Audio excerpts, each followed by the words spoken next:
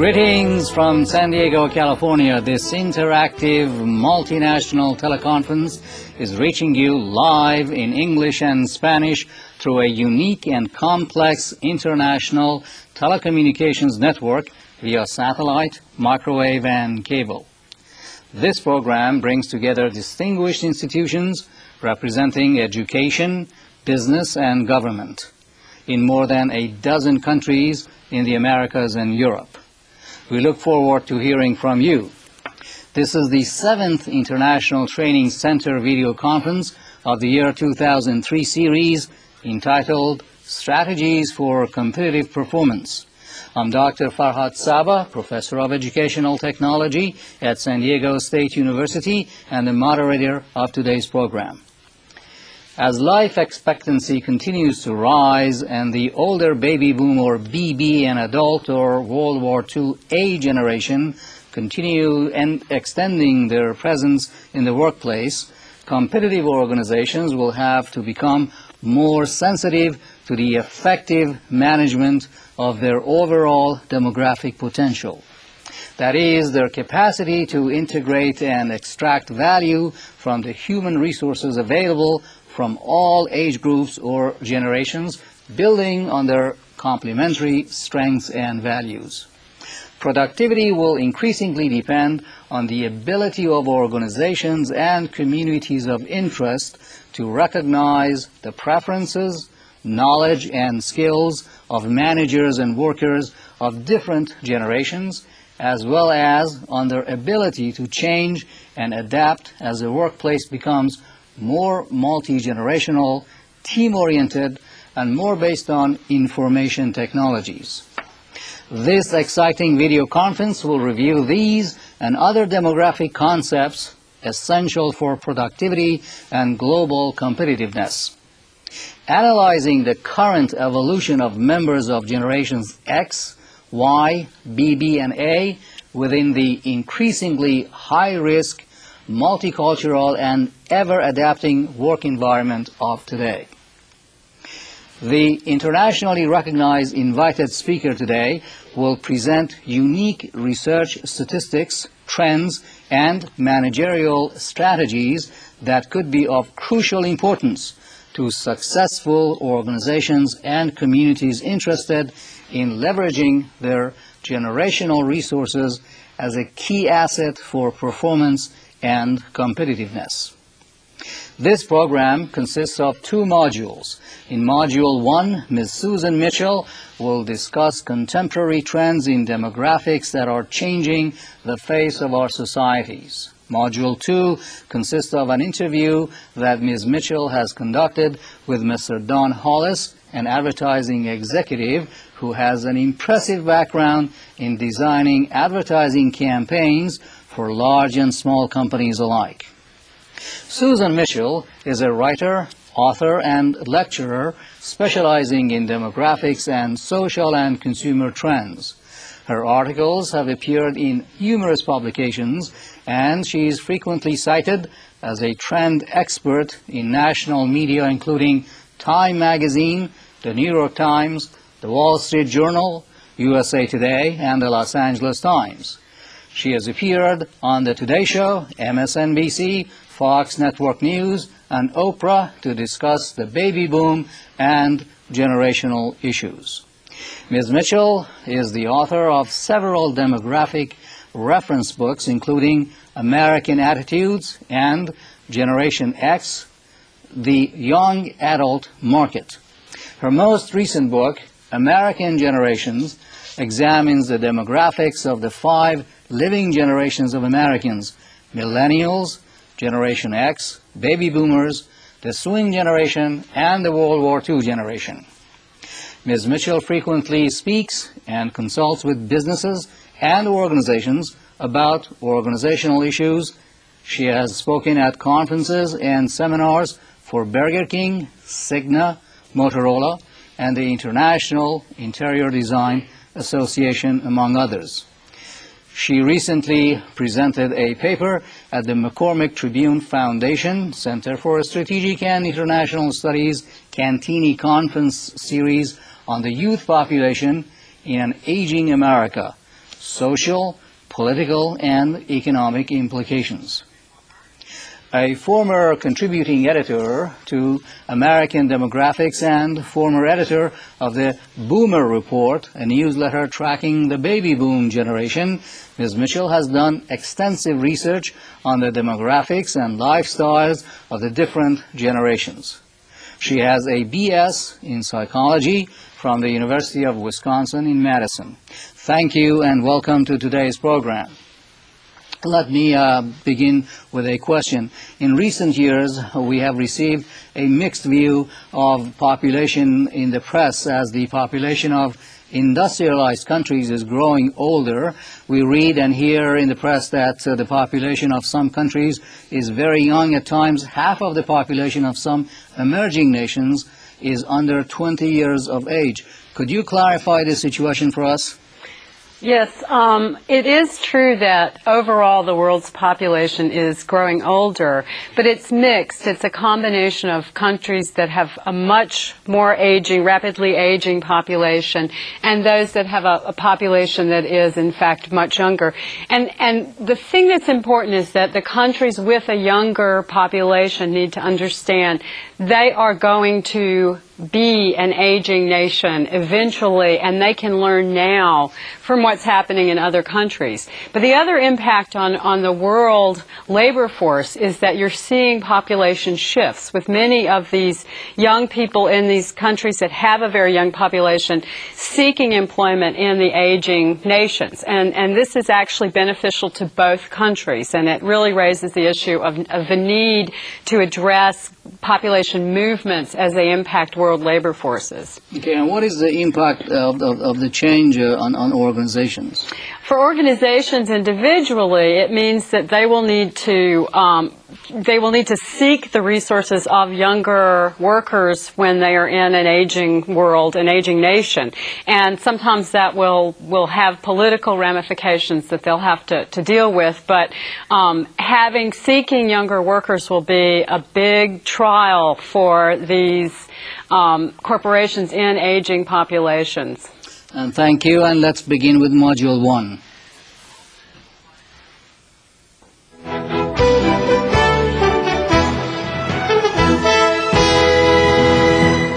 The world is growing older. I don't simply mean that as time passes, we as individuals age, although that is obviously true.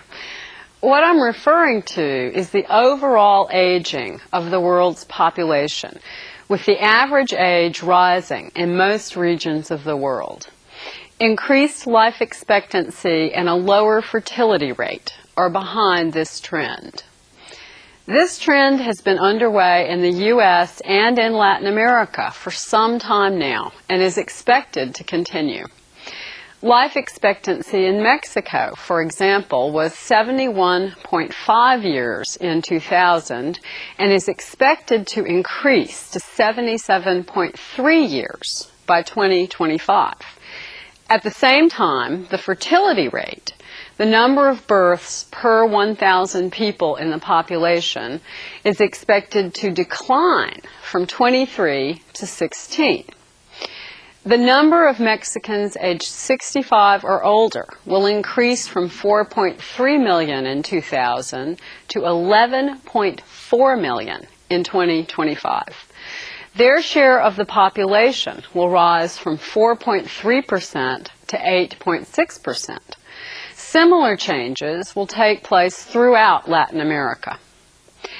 As fewer children are born and more people live to older ages, the average age of the population rises. From a social and governmental point of view, an increase in the proportion of older adults in the population can strain resources if most of the elderly are no longer in the workplace. In other words, the dependency ratio, the number of working people compared with the number of dependents, the people who are not in the labor force, declines as the average age of the population rises. With fewer workers to support more dependents, social service networks are strained, as are family finances. In many places that are already experiencing problems because of an aging population, incentives have been developed to encourage people to work longer. In the U.S., for example, limits on the amount of income from employment that older adults can receive and still obtain government retirement payments were removed. Governments in other nations will likely have to develop incentives or remove disincentives to encourage more people to work later in life. There are also other factors that favor increased labor force participation by older adults. One is changing lifestyles. People are not simply living longer, they are maintaining a healthy, active lifestyle longer than ever before. Improved living conditions have contributed to this, but greater awareness of health issues and methods for maintaining good health are also factors. As today's baby boom generation grows older, they will be increasingly interested in taking steps to make sure that they maintain a good quality of life. This means that many people who might once have had to retire because of health problems will now be able to continue working. Another factor is increasing levels of educational attainment. In the U.S. and in much of Latin America, literacy rates have risen throughout the 20th century as people have become more aware of the value of pursuing an education. As people gain more education, they develop a desire to become lifelong learners, continually increasing their knowledge and gaining new skills. It also becomes more important to them to engage in activities that are productive and add meaning to their lives. For many, work satisfies these needs. Older, well-educated employees often want to continue working, even if their financial situation does not require it, although many may choose to reduce the amount of time they work or move into jobs that are less demanding. A labor force that spans a broad age range, from teenagers to people in their 80s or even older, presents challenges as well as opportunities. The challenge comes from the cultural and developmental differences among people of different generations and life stages. They have different levels and types of competencies, as well as sometimes diverging goals and interests. This has the potential to produce misunderstandings and conflicts, particularly if there is a failure to fully utilize the strengths and potential of each group. The opportunity presented by having a broad range of generations in the workplace is the ability to utilize their differences and to bring them together into a team that is synergistic. That is, one in which the different perspectives and competencies create a better end result than would be obtained from individuals working alone or from a homogeneous group. First, let's discuss some of the differences between the generations. Generational differences are based primarily on our experiences during the period of time in which we are making the transition to adulthood. We are, in other words, shaped by the unique circumstances, political, economic, technological, and so on, of a particular point in time. The oldest generation, Generation A, is a product of the World War II era, when loyalty, duty, and sacrifice were among the most valued traits. The baby boom generation was born after the Second World War, and the oldest came of age in the 1960s, an era of political and social turmoil and change in much of the world. This created within this generation a willingness to take a fresh look at the workplace as well as society and make changes in the way businesses operate both internally and externally. The baby boom was also the first generation to be the beneficiary of an increased commitment to education. Generation X came of age as new technologies were rapidly transforming the way we live and work. They are far more comfortable and familiar with the high-tech world than our older adults.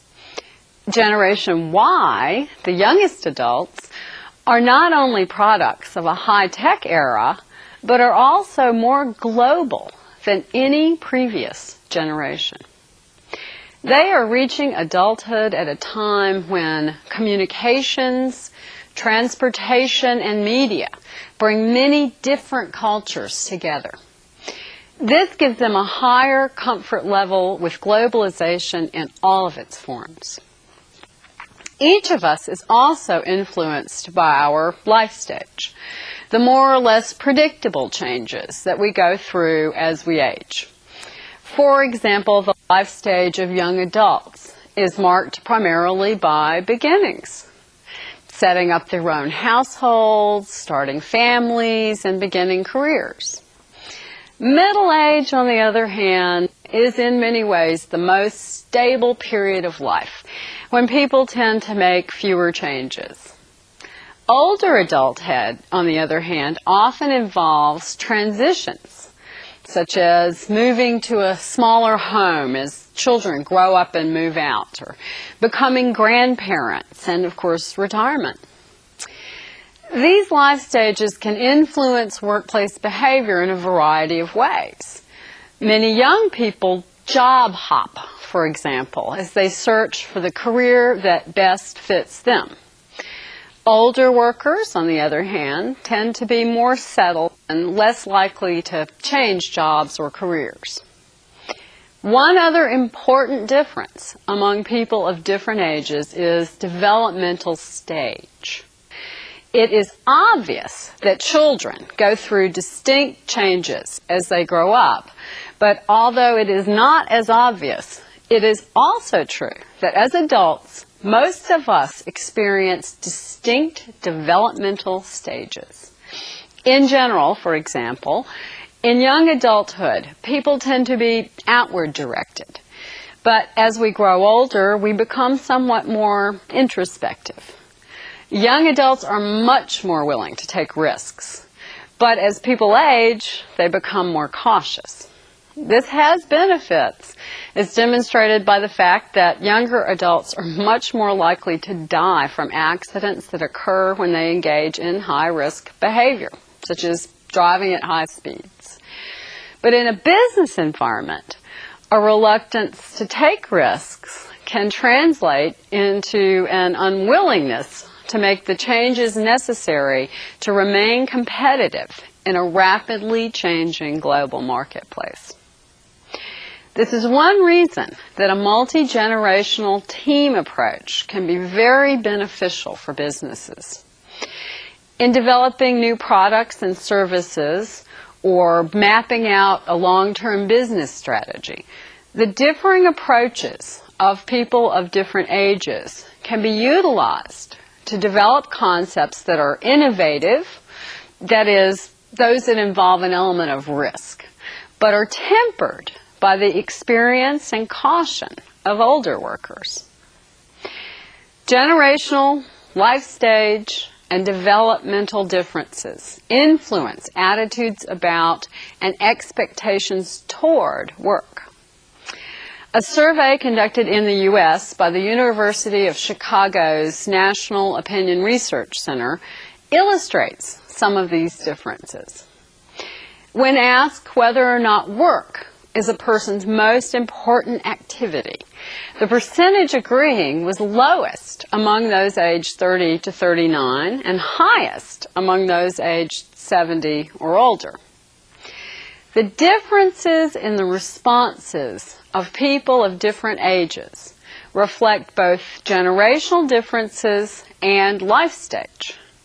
The relatively low percentage of people aged 30 to 59 members of Generation X and the baby boom generation, who believe work is most important, is in part due to generational differences. As I mentioned earlier, for the oldest adults, members of the World War II generation, duty and sacrifice are highly valued. But the more individualistic younger generations believe that it is better to have a balance between one's work and personal life. The fact that more of the youngest adults, most of whom are members of Generation Y, were inclined to believe work is most important is primarily because of life stage. Many are not yet married and do not have children. Once they have families, it is likely that their priorities will shift. The willingness of the young to take risks and the lower level of investment in their current jobs is illustrated by the higher share of young adults who would prefer to be self-employed entrepreneurs rather than regular employees of a company. A larger percentage of people under age 40 than over age 40 said they would like to be their own boss. Among those age 70 or older, substantially fewer agreed. This reflects both increased individualism and the willingness of younger people to accept the risks involved in striking out on one's own. In reality, of course, most people do not have the option of starting their own business. But that entrepreneurial spirit can be utilized by encouraging employees to think as entrepreneurs and develop the types of business ideas that are instrumental in creating new companies. Finally, let's examine what people of different ages view as most important in a job. The general trends by age are a decline in the percentages who want their job to be interesting, to have a high income, and to provide a chance to advance. In other words, younger adults have more tangible ambitions. They're looking ahead to what they will gain in the future, while older people tend to be relatively content with what they have. The generational differences noted earlier also influence interactions between people of different ages in the workforce. Frequently, the youngest employees will have the best grasp of technology, not simply because they are more comfortable using new technologies, but because they have incorporated them into their worldview.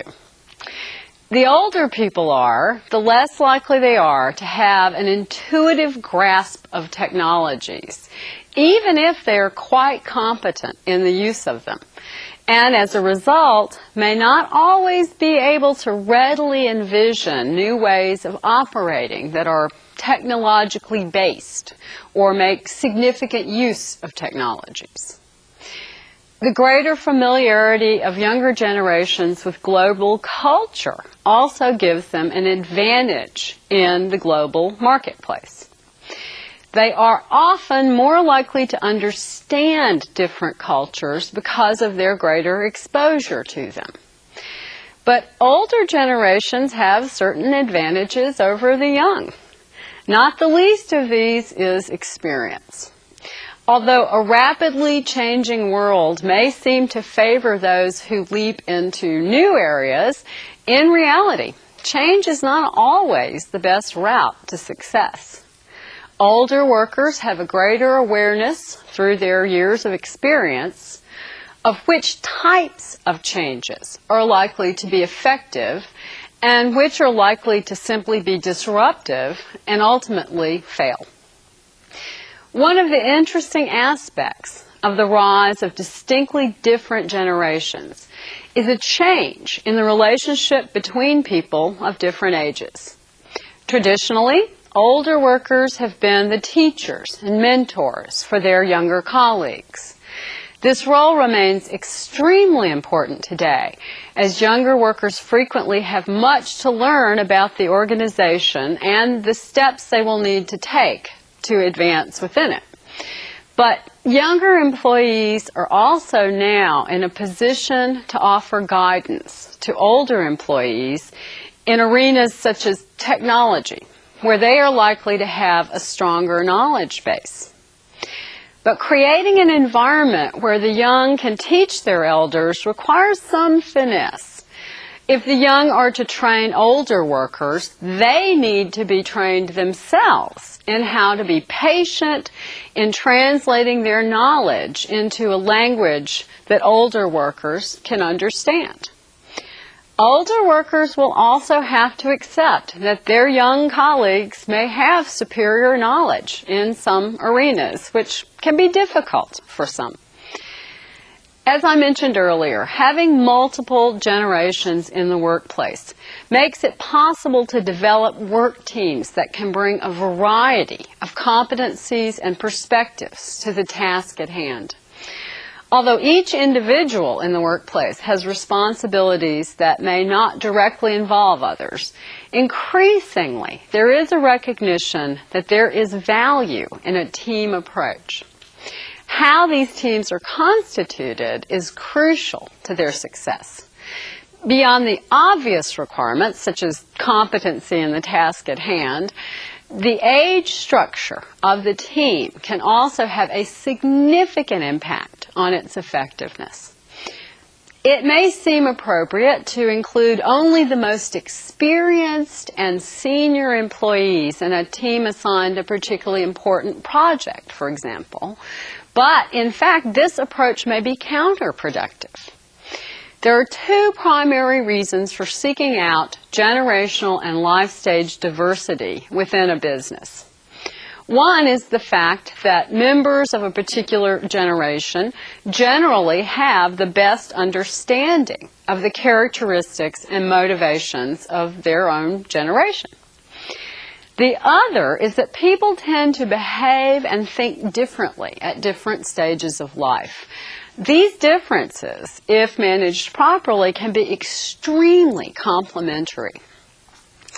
It is difficult for most people to have a genuine, in-depth understanding of cultures that differ significantly from their own, particularly if we do not spend much time within those cultures. In this sense, different generations and people at different stages of life should be considered distinct cultures. Baby boomers, for example, are at a stage of life at which most have children who are close to adulthood or who have already moved out. Their friends and acquaintances tend to be other people who are approximately the same age and have similar life circumstances. Although they undoubtedly have strong memories of what it was like to have young children, they are no longer directly experiencing this, nor do they fully understand what it is like to raise children at this particular moment in time. That is, the distinct socioeconomic, technological, political, and so on environment of the moment. One of the best examples of the usefulness of including people of different generations or age groups in a working group or team is advertising. Frequently, the employees charged with creating advertising campaigns tend to be close in age to each other. And this can produce some unfortunate results if the audience you are attempting to reach does not fit the demographic profile of the creative team. For example, in the U.S., there were several notably bad advertising campaigns in the early 1990s, which attempted to reach young adults. The creators of the ads were clearly not young adults themselves, and they relied on stereotypes that, while partially accurate, lacked the depth and substance of real people. The advertisements were not successful and quickly disappeared. Worse, they not only failed to resonate with the target audience, they alienated many of them. The creators of the advertising thought they had captured Generation X's self-image, but what they had produced was a caricature based on a baby boomer's perception of Generation X. Later on in this video conference, I will discuss the use of multi-generational teams with Don Hollis, who is creative director with his advertising agency, Hollis Design. Let's begin with the first question and answer session. We will try to answer as many questions as possible. Therefore, we ask that only one question be asked per phone call and that these questions be as brief as possible. You may call the studio directly at the phone numbers or fax that appears at the bottom of your screen. We'll remind you to make your phone calls at a distance from the monitor to avoid feedback. I think we have a fax question from Fenalco, Medellin, Colombia. What should we do as educators to introduce demographics to our students? I think that's an excellent question. The problem is that most people don't even know what demographics are until they reach a point in their careers where they need to be able to understand and use them. As long as business and politics and economics all find demographics an important and valuable tool, and they will from now on, we need to start introducing the concept of demographics earlier in school, at the freshman level, at the first year level of college, and make sure that students who are going to go into business or go into politics or economics really have a grasp of this subject before they graduate. Okay. Well, we have a question coming in from Cuba. Go ahead, please.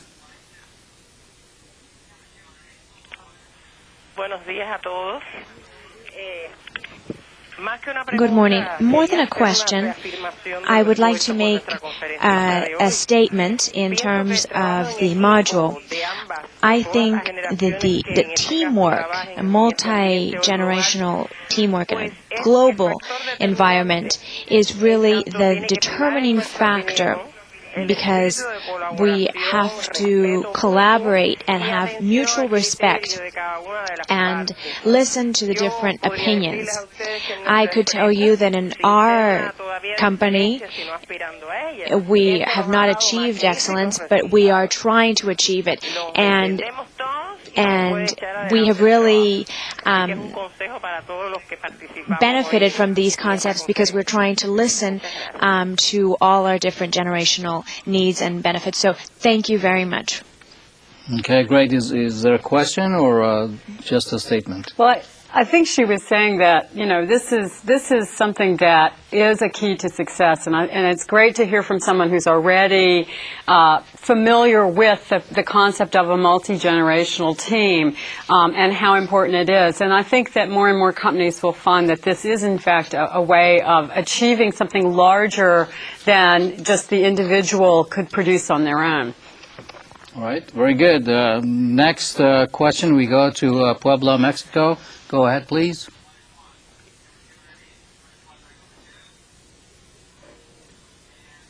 Sí, muchas gracias. Buenos días para todos.